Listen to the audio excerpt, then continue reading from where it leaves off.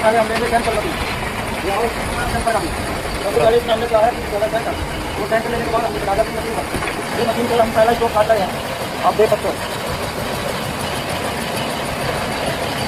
ये तो भाई काम बड़ा खतरनाक वाला है तुम्हारा। हाँ चला दी में आप दूसरा हम देंगे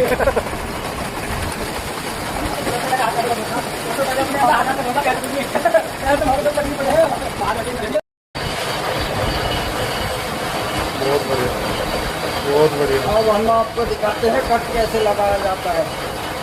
ये देख सकते हो आप अच्छे से हमारा फोटो लेना डबिंग कर लेना अपने हिसाब से एक हमारा अच्छे से फोटो लो आप। ये देखो बोल जय बाबा चला दो चलाने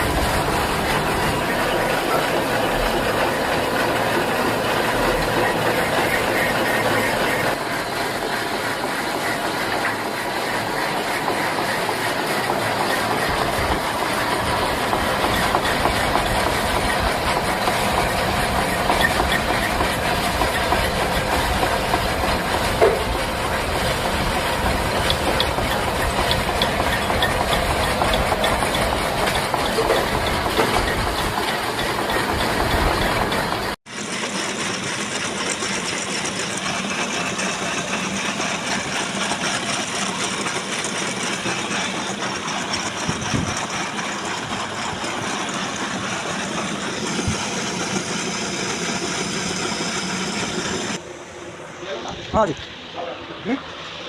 टाइम पूरा होगा डॉक्टर।